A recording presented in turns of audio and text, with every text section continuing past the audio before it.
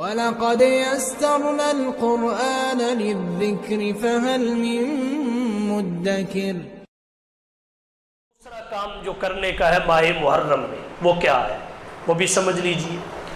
جامع الاصول کی 9ویں جلد میں حدیث آتی ہے، حضرت ملا علی قاری رحمہ اللہ نے مرقات المفاتی شرح مشکات المصابی میں ذکر کی ہے، دیگر اہل علم نے اپنی اپنی کتابوں میں ذکر کی، الاستذکار میں بھی ہے، دیگر کتابوں میں بھی ہے۔ حضور صلی اللہ علیہ وسلم نے فرمایا من وسع علی عیالہ فی النفقۃ یوم عاشورا وسع اللہ علیہ سائر سنتی، جو شخص 10 محرم کو اپنے عیال پر، بعض روایات میں علیہ کا لفظ پہلے ہے، اپنے آپ پر اور پھر اپنے اہل و عیال پر نان و نفقے میں وسعت کرتا ہے، من وسع علی عیالہ فی النفقۃ یوم عاشورا، عام دنوں میں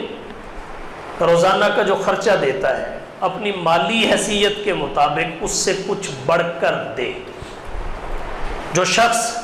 وسعت کرے گا وسع اللہ علیہ سائر سنتہ،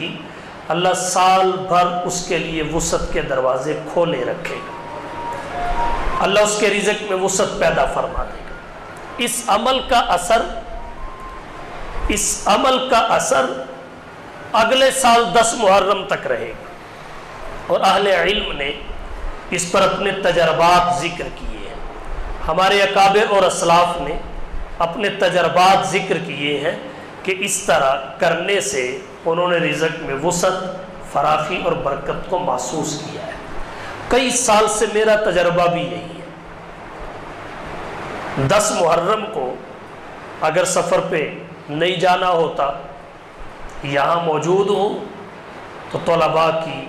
الگ دعوت بنے گی، گھر میں الگ کھانے پکیں گے، اور ان کو نقدی کی صورت میں نان و نفقہ پہلے سے بڑھ کر دیا جائے گا۔ اور اگر سفر پہ جانا ہو تو پھر یہ کام کسی کے ذمہ لگا کے روانہ ہوگا، طلباء کے لیے الگ دعوت، گھر میں الگ کھانے کا اہتمام، اور پھر کوشش کرتا ہوں کہ جو گھر میں کھانا بنے اس سے کچھ نہ کچھ اساتذہ اور کچھ طلباء کو بھی بھیجا جائے۔ اگرچہ حدیث شریف میں اپنے اہل و عیال پر وسعت کا ذکر ہے، مگر یہ مدرسہ کے طلباء یہ ہمارا روحانی عیال ہیں، ان پر خرچ کرنے سے ہماری نیت یہ ہوتی ہے اللہ تعالیٰ ان کے اخراجات میں سہولت اور آسانی پیدا فرمائیں گے، اور ہوتی بھی ہے۔ والدہ کو خرچہ دے کر سفر پہ روانہ ہونا، اگر یہاں رہا جائے تو عام دنوں سے بڑھ کر بیوی بچوں کو باہر صورت عام دنوں سے بڑھ کر ان پر خرچ کرنے کا کئی سالوں سے میرا معمول ہے، اس کی برکت میں سارا سال محسوس کرتا ہوں، اگرچہ یہ فرض اور واجب تو نہیں ہے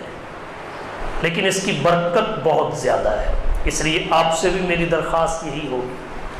کہ اپنے اہل و عیال پر عام دنوں سے بڑھ کے خرچ کریں۔ اس کا یہ مطلب نہیں کہ 10 محرم کا روزہ اڑ جائے گا، سحری اور افطاری میں بھی خرچ ہو سکتا ہے، نقدی کی صورت میں خرچ ہو سکتا ہے، کھانے پکانے کا سامان وسعت کے ساتھ گھر لا کر دینے میں خرچ ہو سکتا ہے۔ یہ نہیں کہ آپ روزے کو ختم کر کے 10 محرم کو بیوی بچوں کو کھلائیں پلائیں، جہاں تک ممکن ہو سکے روزے کا اہتمام اپنی جگہ ہے،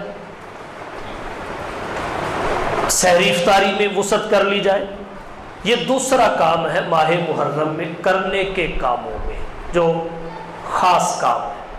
باقی میں نے عرض کیا فرائض و واجبات کی ادائیگی مقدم ہے، نفلی عبادات میں قرآن کی تلاوت ہے، نوافل پڑھنا ہے، اور خاص امور جو ہیں وہ روزے اور اہل و عیال کے نان و نفقہ میں وسعت، یہ کرنے کے کام ہیں۔